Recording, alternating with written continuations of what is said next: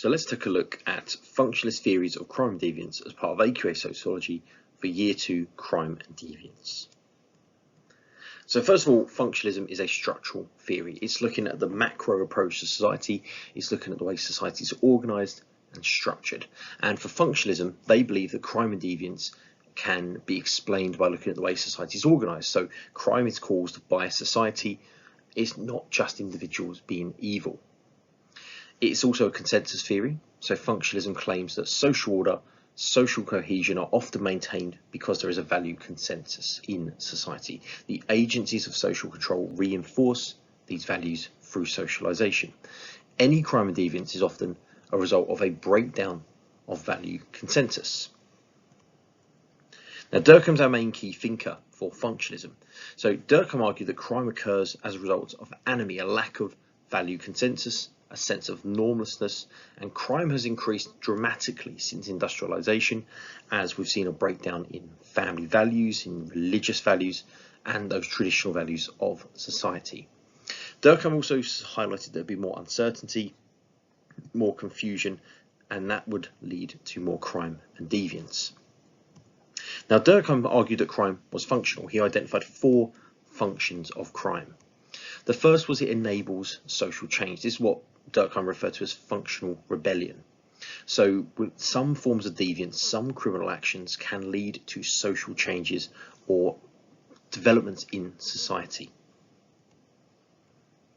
Boundary maintenance is the second function. This is where crime reinforces value consensus. So by seeing criminal actions and criminals being punished, it deters people from crime. It also reinforces the shared norms of values. Social cohesion is another element. So crime can bring people together in a response to their kind of criticism, their distrust, their dislike of the action. So horrific crimes such as terrorism create such public outrage that it unites a community together. And it also provides an early warning device. So crime can highlight a problem that's developing, that's growing, and obviously it can encourage policymakers to take action to prevent it from becoming a more serious social issue. Now, Durkheim's theory is quite good because it highlights the ways that crime is beneficial, that crime has a latent function, a useful purpose for society. However, not all crimes are useful, so it doesn't really consider crimes like murder or rape, which may not have a benefit for wider society in as significant a way as they suggest. The reaction for crime can be different. So one of the things that functionalisms don't respond to is the idea that crime can create more crime, particularly if you think about examples like attacks on paedophiles. And last but not least, Marxists would argue that crime is caused by capitalism and is a product of a capitalist society.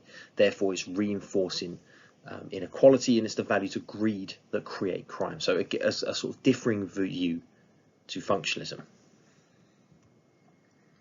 Now, as a development of Durkheim's work, we see this theory of safety valve, which came from Davis and Polsky.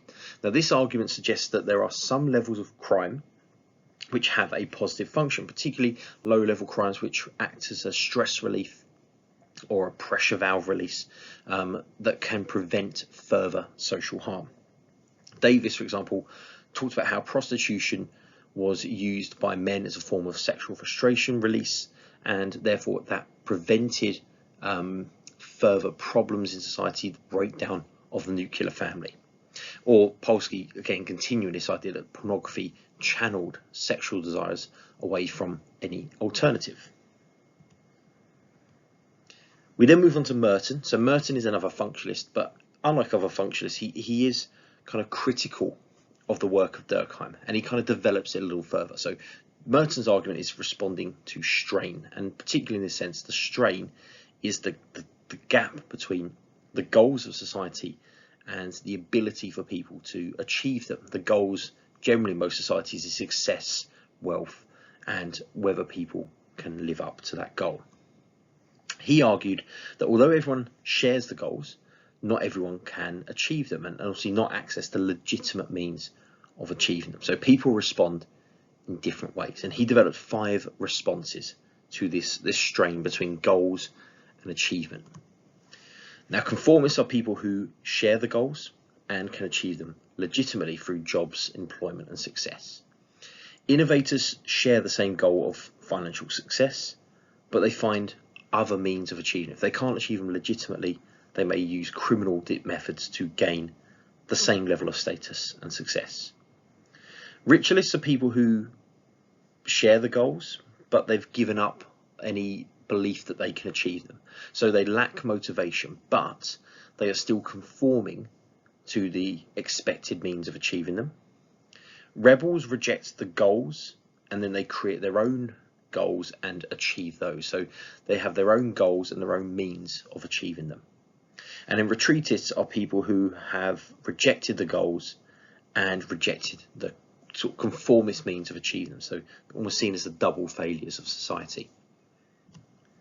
And then just to sum up Merton, so Merton's work shows that capitalist structures do cause crime, and obviously this does have some good links to obviously development into Marxism and subcultural theory.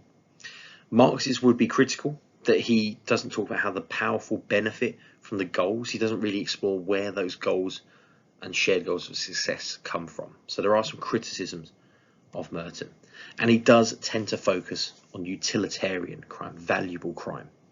So overall, the functionalist view of crime, if you think about Durkheim, he is generally explaining what crime does and why crime occurs. Merton tends to focus on the individual's behaviours, the motivations behind intervention. So we've got a lot of kind of the origins of crime and why people might cause or commit crime in their explanations. I hope this has been of help. Thanks for watching. Please share, like the video, also tell your friends, and good luck with any essays that relate to this.